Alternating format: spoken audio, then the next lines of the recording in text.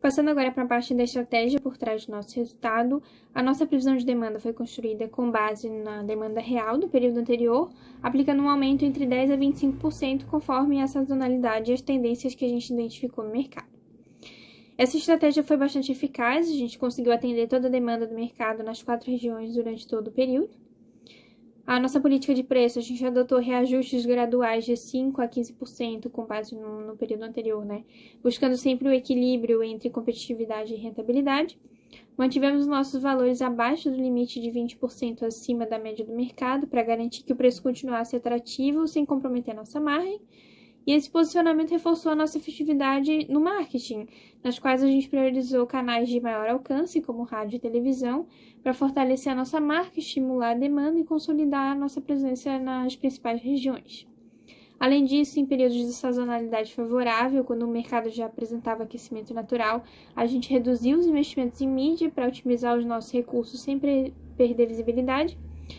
E, por fim, as condições de pagamento também foram definidas de forma estratégica. A gente dava sempre uma entrada mais uma parcela para os 2 produtos de maior rentabilidade e o de menor rentabilidade era um pagamento à vista.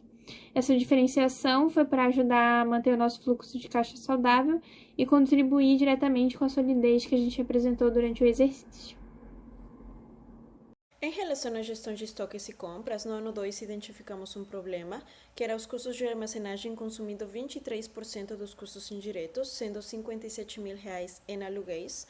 Então, as compras voluminosas estavam imobilizando nosso capital sem retorno. A solução foi reestruturar a nossa política de compras e gestão de estoques com 2 decisões. A primeira foi a gestão de produtos acabados. Nós mantivemos estoques de segurança para garantir atendimento total, com priorização por rentabilidade, no multiprocessador primeiro, liquidificador segundo e um mini terceiro. E antecipamos produção no trimestre 1 para cobrir as férias do trimestre 2 e, como consequência, eliminamos a demanda não atendida do ano 1 e capturamos clientes dos concorrentes.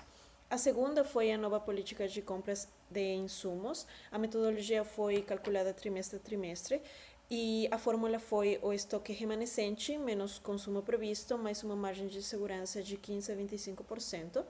Então, nos trimestres 2 e 3, reduzimos compras para consumir os excessos e no último trimestre, nós retomamos de forma um pouco mais controlada para produzir estoque. Ali, calculamos com todos os fornecedores para realizar a compra, considerando custo, parcelamento e impacto no estoque. Ali, os resultados foram que os custos de armazenagem caíram de 30,63% para 6,07% e o aluguel baixou de 57.000 para 4.000. Então, nós economizamos mais de R$100.000 ali e atingimos 100% de disponibilidade. E tivemos uma troca que nós perdemos descontos por volume de 3,79% para 1,53%, mas eliminamos custos fixos que compensou a mudança. A nossa empresa, nesse ano, buscou sempre fazer uma gestão de fabricação pensada a longo prazo, produzindo todas as mercadorias necessárias para o trimestre em questão e pensando também em produzir estoques para aproveitar oportunidades de sazonalidades no mercado. A gente sempre analisa todos os recursos disponíveis que temos dentro da empresa para usar o máximo possível tanto daqueles recursos materiais quanto de operadores e de máquinas. Entrando agora na parte das decisões e estratégias operacionais por trás do recurso de produção e recursos humanos, eu começo comparando o ano 1 com o ano 2, onde fica notável que o indicador mais relevante no que se refere aos recursos de produções foi o de melhoria do uso da mão de obra, que foi reflexo da otimização dos processos ao longo do tempo, onde a gente apresentou os menores custos unitários da mão de obra ao final do ano, Além disso, a decisão de investir em treinamento avançado para as novas contratações ao final do 4º trimestre do primeiro ano e manter esse padrão ao longo dos últimos trimestres ali do ano 2, fez com que a gente reduzisse o custo unitário da bancada, o que foi muito positivo para a Charlie. Ou seja, as estratégias utilizadas durante esse ano foram baseadas na necessidade e capacidade de produção, sempre visando uma baixa ociosidade, e a gente buscou melhorar nosso índice de satisfação de mão de obra e alcançamos, tanto que no 4º trimestre a empresa alcançou o pico de eficiência com a produtividade do operador, refletindo que nossos processos estão sendo otimizados.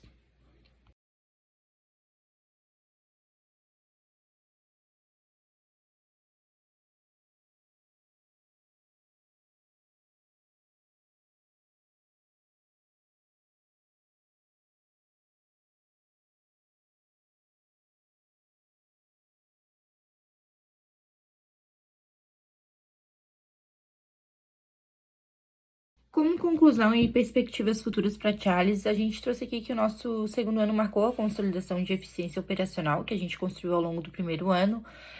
O nosso lucro líquido anual ficou um pouco acima da casa de R$1,5 milhão, com uma rentabilidade do ativo de 41,38%, o que consolidou o nosso crescimento.